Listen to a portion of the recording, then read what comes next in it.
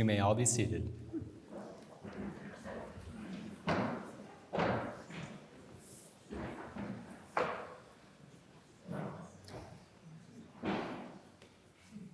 Welcome, friends and family. John, Mark, and Connor have invited us here today to share in the celebration of their marriage.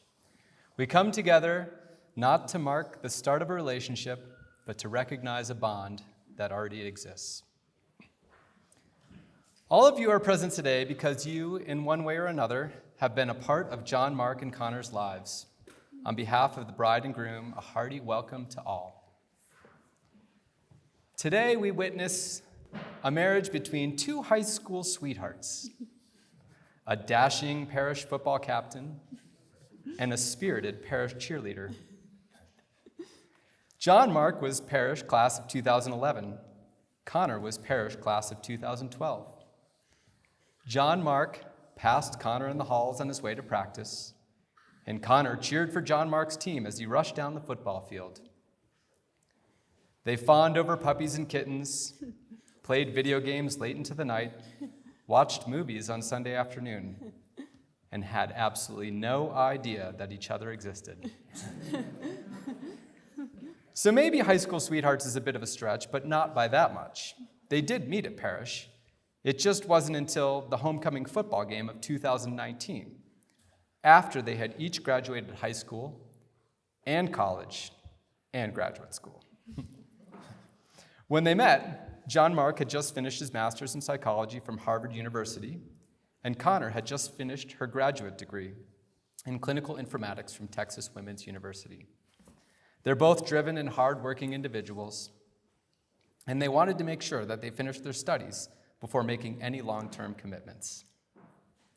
And that's what they did. They finished their studies, had a first date at Mi Casina, adopted a cat and a dog, and 6 months later settled down for a 2-year quarantine due to the COVID-19 pandemic.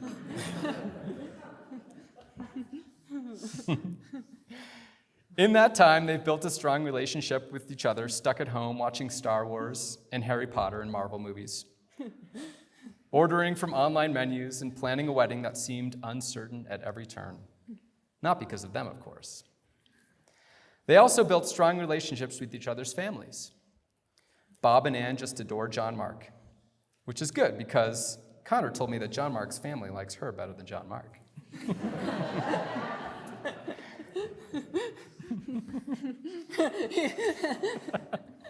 So here we are in beautiful Estes Park, Colorado. Connor and John Mark have taken 2 trips here in the last year or so. The first during the devastating Cameron Peak fire just to our north last fall, and the second during a big March snowstorm earlier this year. Even with that, it's a place with many happy memories for John Mark and his family, and now for Connor and hers. These two have shown us that through fire, snow, and nearly endless days stuck together at home, their love grows stronger. They stand before you now, ready and willing to cheer for one another as husband and wife, as forever friends and partners. I'm going to ask you both some questions now, and the correct answer is I will.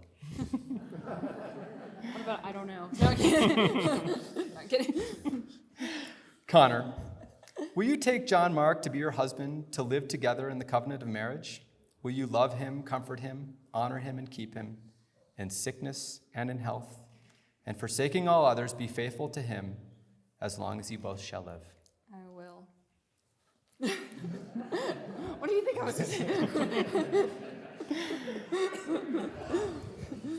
John Mark, will you take Connor to be your wife, to live together in the covenant of marriage?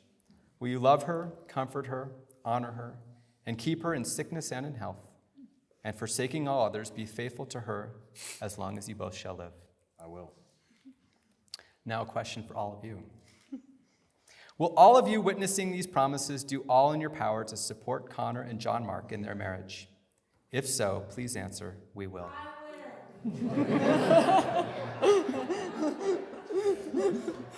Thank you. John, Mark, and Connor have asked Connor's Aunt Diana to share the poem entitled, I Carry Your Heart With Me, I Carry It In by E.E. Cummings.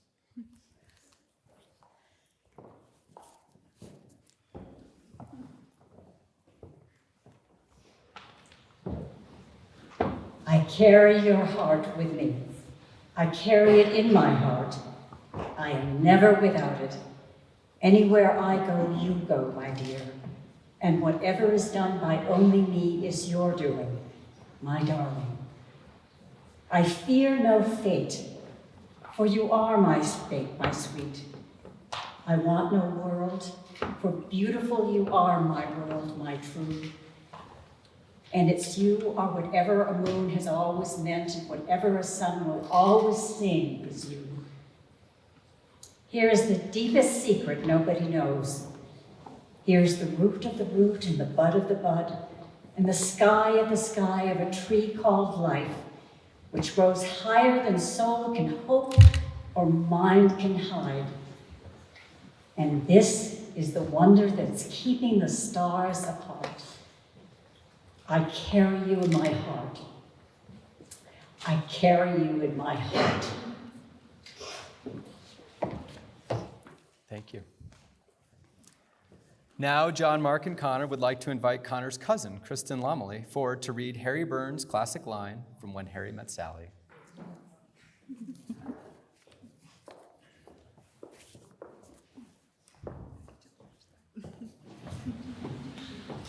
I love that you get cold when it's 71 degrees out.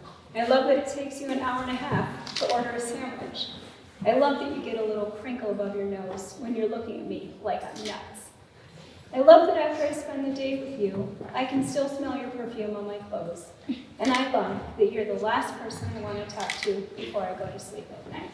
And it's not because I'm lonely, and it's not because it's New Year's Eve. I came here tonight because when you realize you want to spend the rest of your life with somebody, you want the rest of your life to start as soon as possible. Thank you, Kristen.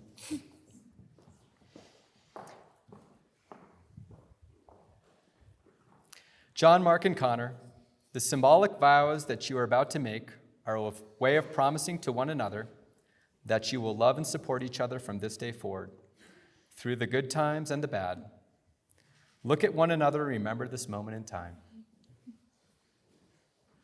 Before this moment, you have been many things to one another: unknown schoolmate, first date, friend, pandemic companion. And you have learned much from one another in these last couple of years. Now, both of you have written your own vows to express the love and commitment that you have chosen to share together. These vows are a symbolic step across the threshold of life that mark a new beginning for your life together. For after these vows, you shall say to the world, "This is my husband, this is my wife." Connor? Nana? Thank you. I'm gonna write it. I choose you because you love to laugh and you like Tex-Mex, and I love that you like dogs and now our fat cat. I choose you because you're good at being thoughtful and saying I love you. I fell in love with you for these qualities and the many others that are hard for me to put into words. You love me for who I am. I promise to accept you the way that you are, to be a true and faithful partner, and to cheer for you in all of life's circumstances. I cannot wait to start the rest of my life with you, my best friend. John, Mark? I'm the one that doesn't get nervous.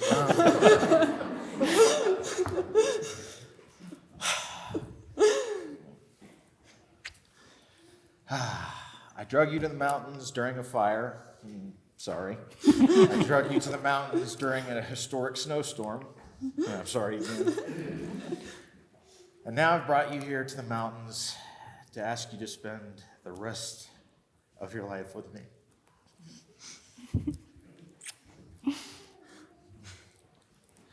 I love you.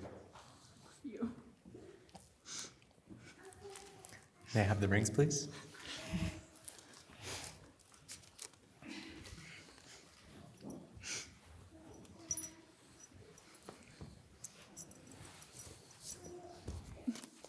You don't fall. Here we go. John, Mark.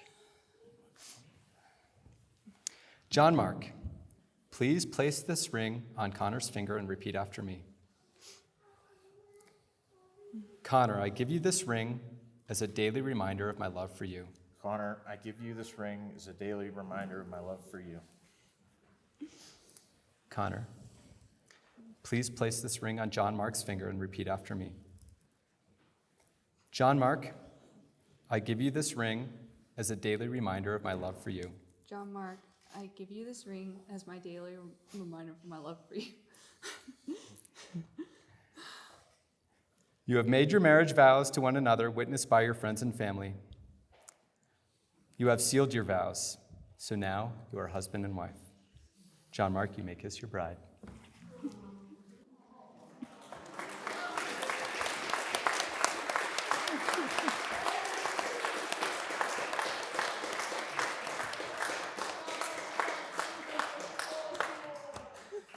It is my great honor and privilege to present to you Mr. and Mrs. John Mark and Connor Johnson.